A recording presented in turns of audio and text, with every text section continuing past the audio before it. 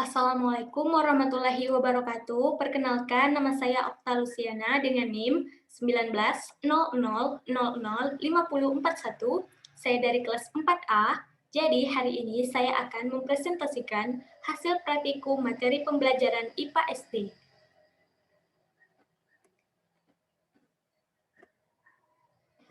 Praktikum materi pembelajaran IPA SD tentang klasifikasi tumbuhan dilaksanakan pada tanggal 24 Maret 2021 sampai dengan 26 Maret 2021.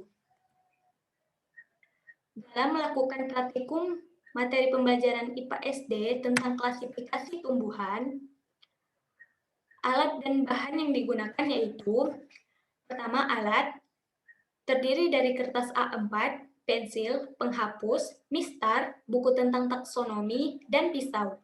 Sedangkan bahan yang digunakan yaitu satu buah tumbuhan padi lengkap, akar, batang, dan daun, satu buah contoh batang dan daun dari tumbuhan jambu, satu buah contoh daun dari bunga, satu buah contoh biji dan daun dari tanaman melinjo. Hasil pengamatan yaitu pertama pada padi, bagian tanaman yaitu akar, bagian akar padi morfologinya yaitu akar padi termasuk tanaman monokotil atau bijinya berkeping satu. Akar padi terbagi menjadi radikula, akar serabut, akar rambut, dan akar tajuk.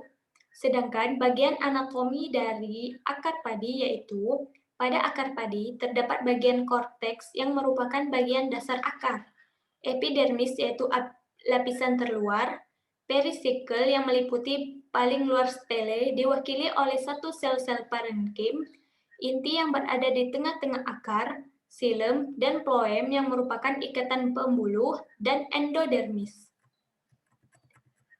Kedua, bagian tanaman pada padi yaitu batang. Morfologi pada batang tanaman padi yaitu batang tanaman padi termasuk ke dalam golongan tumbuhan graminea dengan batang yang tersusun dari beberapa ruas dan buku.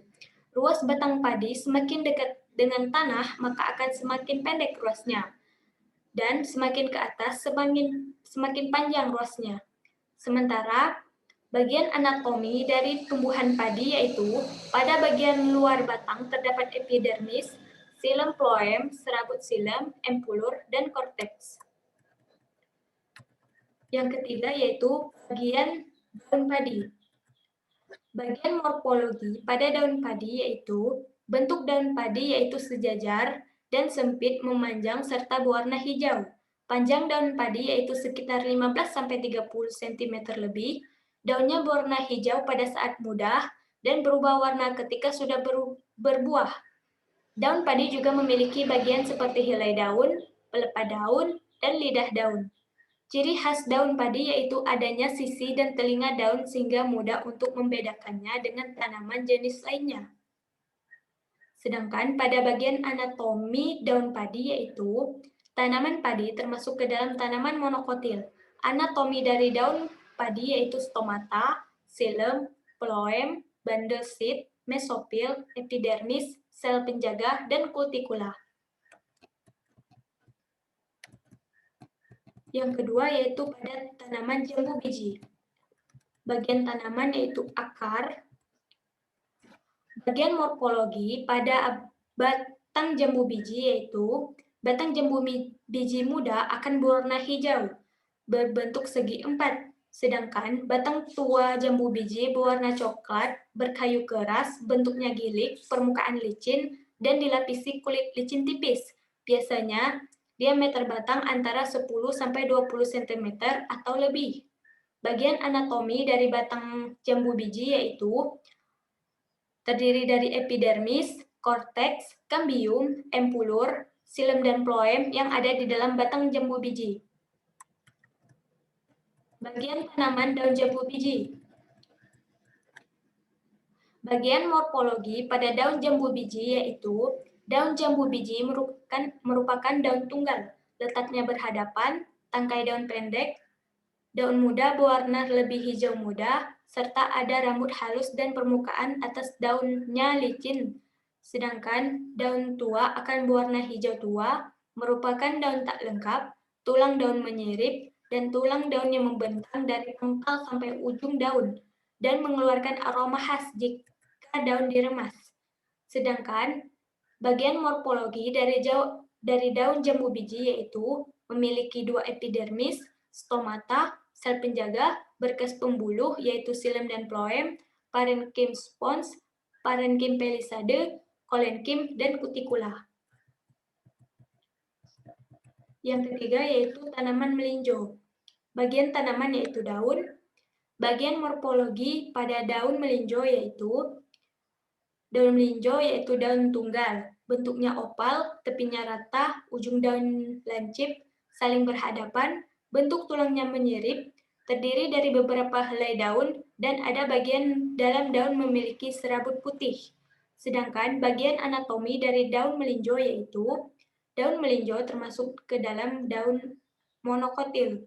Anatominya meliputi epidermis yang terletak di atas dan di bawah kutikula, sklerenkim, selubung sel parenkim, sklerenkim epidermis, dan mesofil yang terdiri dari jaringan rongga udara, xilem, dan phloem. Kemudian bagian tanaman biji atau buah. Bagian morfologi dari biji melinjo yaitu biji melinjo termasuk biji terbuka dan termasuk dalam tumbuhan monokotil dengan lapisan luar keras, panjangnya 1-3,5 cm, memiliki selaput pelindung, dan tandan bunga yang berdaging. Jika belum matang, biji melinjo berwarna hijau, dan jika sudah matang, biji melinjo akan berwarna merah pekat. Sedangkan bagian morfologi pada biji melinjo yaitu terdiri dari endosperm atau cadangan makanan, jaringan kulit, jaringan buah, jumlah keping bijinya 1, jadi termasuk ke dalam monokotil. Embrio dilindungi 2 jaringan selundang yang menutupi seluruh bagian embrio dan kulit biji. Dan ketika biji mengalami proses perkecambahan, maka daun yang dihasilkan adalah daun tunggal. Dan tanaman yang keempat yaitu bunga sepatu. Bagian tanaman yaitu bunga.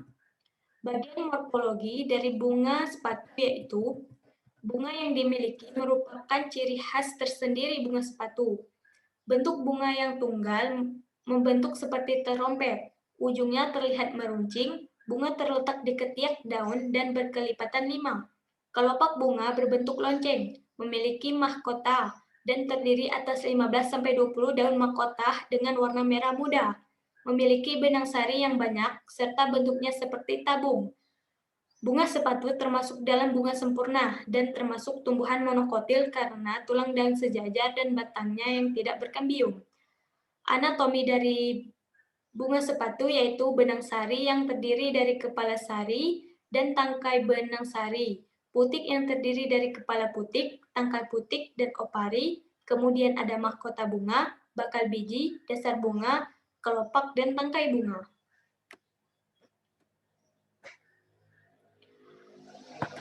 Dari hasil pengamatan yang telah dilakukan di atas, maka dapat diketahui bahwa pertama, padi merupakan salah satu tanaman yang dibudidayakan oleh masyarakat dan penting dalam peradaban karena padi merupakan sumber pangan manusia. Tumbuhan padi termasuk dalam kelompok monokotil karena kelompok monokotil termasuk kelompok berguna bagi manusia sebagai sumber pangan.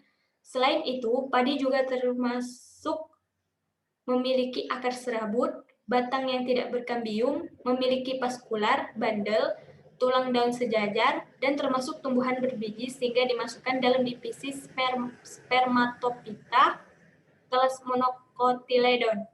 Batang padi juga tersusun dari beberapa ruas yang semakin mendekati tanah, maka ruasnya semakin pendek, dan semakin ke atas ruasnya semakin panjang. Karena padi tersusun dari beberapa ruas, maka padi digolongkan ke dalam famili Graminea. Yang kedua yaitu tanaman jambu biji. Jambu biji merupakan suku jambu-jambuan atau famili Myrtaceae. Daun jambu biji merupakan daun tunggal, merupakan daun tak lengkap, tulang daun menyirip, dan tulang daun yang membentang dari pangkal sampai ujung daun. Sedangkan batang jambu biji muda akan berwarna hijau, berbentuk segi empat. Batang jambu biji tua akan berwarna coklat, berkayu keras, berbentuk gilik, permukaannya licin, dan dilapisi kulit licin tipis. Selain itu, jambu biji pada batangnya memiliki kambium. Oleh karena itu, jambu biji termasuk ke dalam kelompok dikotil. Ketiga, tanaman melinjo. Tanaman melinjo juga merupakan salah satu pangan yang bisa dimakan dan memberikan banyak manfaat bagi manusia. Melinjo memiliki nama Latin Genetum genemon yang berasal dari famili Genetaceae. Memiliki daun dari melinjo yaitu daun tunggal, bentuknya opal, tepinya rata, ujung daun lancip, saling berhadapan, bentuk tulangnya menyirip, mesopil yang terdiri dari rongga udara, silem dan phloem. Sementara itu, biji dari melinjo termasuk biji berkeping satu karena tidak membelah pada proses perkecambahan. Di dalam biji melinjo juga terdapat endosperm atau cadangan makanan. Poros embrio juga dilindungi oleh dua jaringan selundang yang menutupi seluruh bagian embrio dan kulit biji. Maka berdasarkan hal-hal tersebut, tumbuhan di melinjo dimasukkan dalam kelompok monokotil. Yang keempat, tanaman bunga sepatu. Bunga sepatu adalah tanaman semak suku Malvaceae. Bunga sepatu juga berkelipatan 5 serta bagian putih dan benang sarinya menonjol keluar. Oleh karena itu, bunga sepatu dimasukkan ke dalam kelompok dikotil. Bunga sepatu juga termasuk bunga tunggal karena di satu tangkai hanya ada satu bunga. Di dalam anatomi, bunga sepatu terdapat ruang bakal biji yang nanti dijadikan sebagai tempat biji untuk dijadikan perkembangan tumbuhan. Dari hasil analisis atau pembahasan di atas, maka dapat disimpulkan padi merupakan salah satu tanaman yang dibudidayakan oleh masyarakat dan penting dalam peradaban, karena padi merupakan sumber pangan manusia. Padi dimasukkan dalam kelompok monokotil karena memiliki akar serabut, batang yang tersusun dari beberapa ruas, dan tulang daun sejajar. Daun jambu biji merupakan daun tunggal, merupakan daun tak lengkap, tulang daun menyirip, dan tulang daun yang membentang dari pangkal sampai ujung daun. Batang yang memiliki kambium sehingga dimasukkan ke dalam kelompok dikotil. Sementara itu, biji dari melinjo termasuk biji berkeping satu, karena tidak bisa membelah pada proses perkecambahan. Di dalam biji melinjo juga terdapat endosperm atau cadangan makanan. Poros embrio juga dilindungi oleh dua jaringan selundang yang menutupi seluruh bagian embrio dan kulit biji. Daun dari melinjo yaitu daun tunggal, bentuknya opal, tepinya rata, ujung daun lancip, saling berhadapan, dan bentuk tulangnya menyirip. Maka melinjo dimasukkan ke dalam tanaman monokotil. Dan tanaman bunga sepatu adalah tanaman semak suku Malvaceae. Bunga sepatu juga berkelipatan 5, serta bagian putih dan benang sarinya menonjol keluar. Oleh karena itu, bunga sepatu dimasukkan ke dalam kelompok dikotil. Jadi, tanaman padi dan melinjo termasuk kelompok monokotil, dan tanaman jambu biji dan bunga sepatu termasuk tanaman dikotil. Sekian hasil dari presentasi saya, kurang dan lebihnya saya mohon maaf. Wassalamualaikum warahmatullahi wabarakatuh.